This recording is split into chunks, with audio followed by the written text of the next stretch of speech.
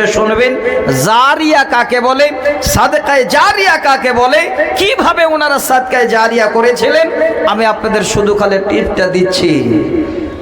এবার তৃতীয় পক্ষের লোক ওই তিনজনকে বলছে, শুনুন কাকে কত বেশি দাতা, আপনারা যার যার ভক্ত তার কাছে আপনারা যান। তিনজনকে, একজন হলেন আল্লাহর নবীর ভাতিজা হযরতে আব্দুল্লাহ ইবনে জাফর রাদিয়াল্লাহু তাআলা আনহু। দ্বিতীয় জন হলেন হযরতে কায়েস বিন সাদ রাদিয়াল্লাহু তাআলা আনহু। তৃতীয় জন হলেন হযরতে আরাবা আউসী রাদিয়াল্লাহু তাআলা আনহু। এই তিনজন সাহাবীর তিনজন ভক্ত বলেন ইনি বড় দাতা, ইনি বড় দাতা, ইনি বড় দাতা। তৃতীয় পক্ষের লোক বলেন আপনারা যান এবার তাড়াতাড়ি করে তাদের কাছে একবার গিয়ে সাহায্য চেয়ে আসেন, এখনই পরিচয় হয়ে যাবে পৃথিবীর বুকে কে বড় দাতা। প্রথম জন এবার দাঁড়িয়ে গেল, তিনি তিনার ভক্ত হযরতে আব্দুল্লাহ ইবনে জাফরের দরবারে গিয়ে হাজির। 2 মিনিট আমি টাইমটা চেয়ে দিচ্ছি বন্ধু, ভুলে যাবেন না, মাথায় রাখবেন। ইতিমধ্যে এবার আব্দুল্লাহ ইবনে জাফরের ভক্ত উনি ঠিক চলে গেছেন দরজায়, আর আব্দুল্লাহ ইবনে জাফর বাড়ি থেকে বেরিয়ে দরজায় ঘোড়ার উপরে সাওয়ার হয়ে সুন্দর একটা থলি চামড়ার সাথে নিয়ে একটা তরবারি নিয়ে বাড়ি থেকে সফরে বের হচ্ছেন। আর এই তিনি লোক গিয়ে হাজির, কি বলছেন, ওগো আব্দুল্লাহ ইবনে জাফর, আমি আপনার কাছে আসলাম একজন মুসাফির, আমার সফরের সব কিছু শেষ হয়ে গেছে, আমার সাথে টাকা পয়সা নাই, কিছুই নাই, আমার খানা পানি নাই, আমি বাড়ি যাব, বাড়ি যাওয়ার মতো আমার হাতে কিছুই নাই। যদি আপনি কিছু আমাকে সাহায্য করতেন বড় উপকার হতো। শোনেন রে দিনী বাপ আমার, বন্ধুরা আমার, কেমন দেখেন তিনারা সাদকা করেছেন, দান করেছেন, সেটাই জানাতে চাই। সরাসরি হযরত আব্দুল্লাহ ইবনে জাফর ঘোড়া থেকে এবার পা দানিতে পা দিয়ে নিচে নেমে গেলেন, আর ওই সাইলকে ডেকে বলেন, হে সাইল, এবার তুমি এই ঘোড়ার পা দানিতে পা দিয়ে ঘোড়ার পিঠে উঠে পড়ো। এই যে নাও, এই চামড়ার থলিটা তোমাকে দিয়ে দিলাম, এই থলির ভিতরে 400 স্বর্ণ মুদ্রা আছে, আর এই তরবারিটাও তোমাকে দিয়ে দিলাম, তরবারিটা হাতে নাও। তবে এই তরবারিটা যেমন তেমন নয়, এই তরবারি হলো হযরতে সাইয়্যিদানা আলী রাদিয়াল্লাহু তাআলা আনহুর তরবারি। এই তরবারিটা নিয়ে এবার ঘোড়া 400 স্বর্ণ মুদ্রা এই তরবারি নিয়ে আমার কাছ থেকে ভাই এবার চলে যাও। দেখেন, ভালো করে শুনেন, সাদকা কাকে বলে, দান কাকে বলে। উনি বের হচ্ছেন বাড়ি থেকে ঘোড়া নিয়ে, তরবারি নিয়ে, আর 400 স্বর্ণ মুদ্রা নিয়ে। মুসাফির গিয়ে এবার হাত বাড়িয়ে দিয়েছে, ঘোড়া দিয়ে দিলেন, থলি দিয়ে দিলেন, তরবারি দিয়ে দিলেন, চলে আসছেন। দ্বিতীয় জন এবার যাচ্ছেন আল্লাহ রাসূলের একজন সাহাবী হযরতে কায়েস বিন সাদের ঘরে। একটু ধৈর্য ধরুন, 2-4 মিনিট আমি আপনাদের কাছে ফিরে আসছি বন্ধু। সঙ্গে সঙ্গে এবার কি হলো, হযরতে কায়েস বিন সাদের দরজায় একজন মুসাফির গিয়ে হাজির। সাইল হাত বাড়িয়েছে, ওগো কায়েস বিন সাদ, আপনি ঘরে আছেন? আমি একজন সাইল, আপনার কাছে আমার সফরে সব শেষ হয়ে গেছে। ওই মুহূর্তে সাহাবী কায়েস বিন সাদ যেন ঘুমিয়ে আছেন, আর বাড়ির দরজায় একজন দাসী যেন বসে আছেন।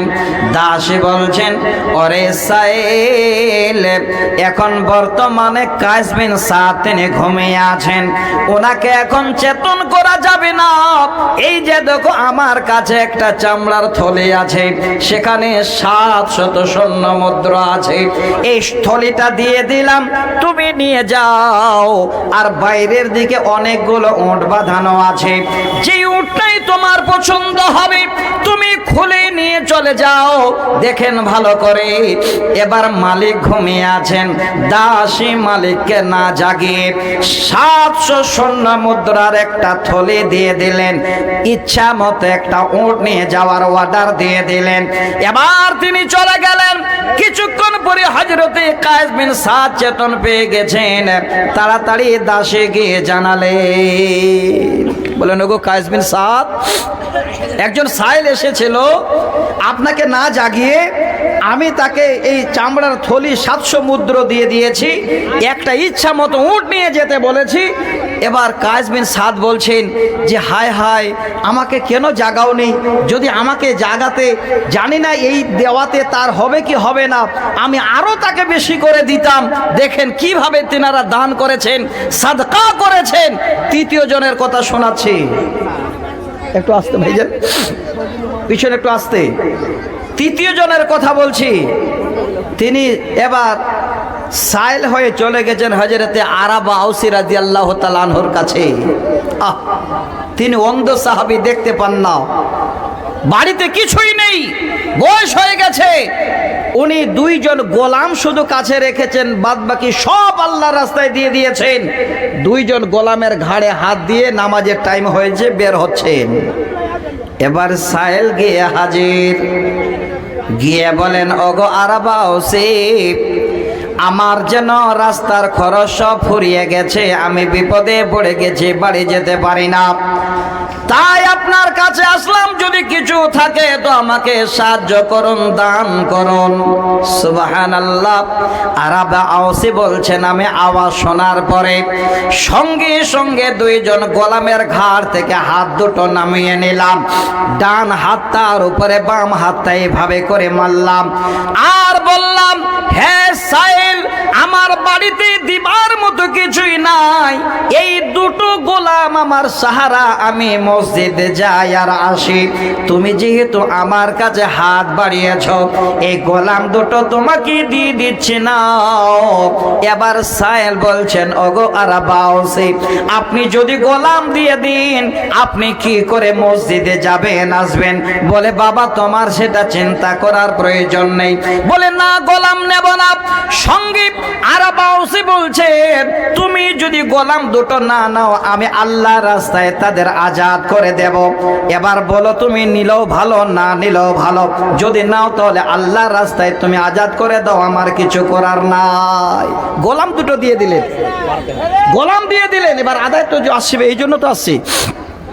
এবার 3 জন কাবা ঘরের সামনে এসে যদি এবার নাম করা হচ্ছে কে বড় দানি, তো এক বাক্যে সবাই বলছেন হযরতে আরাবা আউসী রাদিয়াল্লাহু তাআলা আনহু, তিনি হলেন সবথেকে বড় দাতা। 2টো গোলাম ছিল সাহারা, অন্ধ সাহাবী, ওই 2টোই দিয়ে দিলেন। উনি এবার দেওয়াল ধরে ধরে মসজিদে যাচ্ছেন আর আসছেন। তো ভাইজান, আজকে আমি অনুরোধ করছি, আল্লাহ আপনাদের অনেক দিয়েছেন, সাহাবীদের ইতিহাস শুনেছেন, আপনারা নবীর হাদিস শুনেছেন, শেষ সময় আমি একটু অনুরোধ করছি আপনাদের কাছে, কে আছেন এই রকমের আরাবা আউসীর মতো, তিনার ঘরে সাদকা দেওয়ার কিছু ছিল না, 2টা গোলাম ধরে মসজিদে যেতেন, ওই গোলাম 2টো চাওয়ার সাথ দিয়ে দিলেন।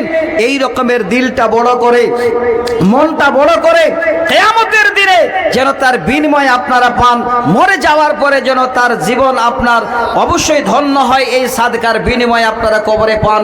একটু আমি মুসাফির, আপনাদের জন্য হাত বাড়িয়েছি, আল্লাহর ওয়াস্তে, আল্লাহর ওয়াস্তে একটু বেশি বেশি করে, কে আছেন 2000, 4000, 5000 করে, 1000, 2000 করে, 200, 400, 500 করে। শেষের বেলায় আমার এমদাদুল ভাই আপনাদের কাছে 1 ট্রাক্টর গিটি চেয়েছিলেন, উনি বলেই চলে গেছেন, যদি কেউ মনে করেন যে 1 ট্রাক্টর গিটি দেব তাও দিতে পারেন। ভাইজান, আমি খুব ছটফট করে তাড়াহুড়া করে কথাগুলো বলছি, কারণ আমার পিছনে জাকি মাদানী ভাই আছেন, উনি ব্যস্ত মানুষ, হয়তো আসার জন্য উনিও ছটফট করছেন, আর এইদিকে 12টাও বাজতে চলে করেছে। তো ভাই যে যেখানে আছেন, এই মাদ্রাসাটা হলো আপনার কবরের সাথে, এই মাদ্রাসাটা হলো জীবনের একটা ভালো আমলের জায়গা, এই মাদ্রাসাটা হলো আপনার কবরে সাদকায়ে জারিয়ার বিনিময়ে পাওয়া। যদি একটু এই মাদ্রাসাটাকে লক্ষ্য করে হাত বাড়াতেন, আমি আপনাদের জন্য প্রাণ খুলে দোয়া করতাম। আলহামদুলিল্লাহ, একটু হাত বাড়ান তো ভাই, কে আছেন? আলহামদুলিল্লাহ, একজন ভাই আমার দেখেন কত বড় দাতা, উনি বড় মন করে 1000 টাকা আজকে আমার হাতে উনি দান করে গেছেন মাদ্রাসার জন্য। আর কে আছেন ভাই? একটু তাড়াতাড়ি করবেন, দেরি করিয়েন না। আজকে অনেকগুলো কথা আমি আপনাদের গুছিয়ে বলার জন্য বসলাম, কিন্তু নসিব খারাপ, কিছু করার নেই। আমি আপনাদের কাছে একটু হাত বাড়িয়ে ফেলেছি মাদ্রাসাটার জন্য। কে আছেন ভাই আর দেনেওয়ালা? আল্লাহর ওয়াস্তে এ ভাই আমার হাতে প্রথমে 1000 টাকা দিয়েছেন, ওনার জন্য আমি প্রাণ খুলে আল্লাহর কাছে দোয়া করছি। মুসাফির हल्दाबन सुल्तान, हल्दाबन থেকে সুলতান 50 किलो माकाई, 50 কিলো মাকাই 1000 টাকা। আল্লাহুম্মা আমিন।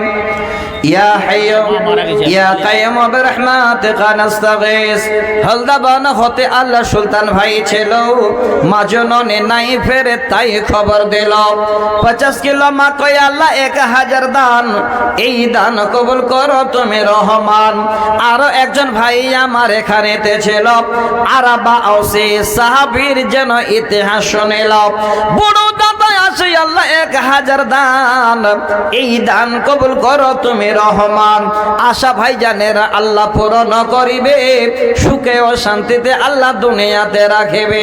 আল্লাহুম্মা আমিন আমিন আমিন সুম্মা আমিন। ভাইজান একটু হাত বাড়ান তো দেখি আল্লাহর ওয়াস্তে, কে আছেন? 200 400 500 1000 করে চেয়েছি। খুব আপনাদের চাপ দেব না, আগে আপনারা হয়তো বড় চাপ নিয়ে ফেলেছেন।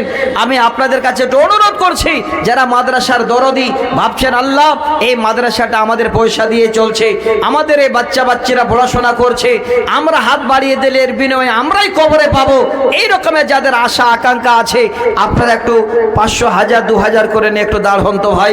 না হলে 50 কিলো 1 কুইন্টাল করে মাকইগুলো আপনারা লিখে দেন।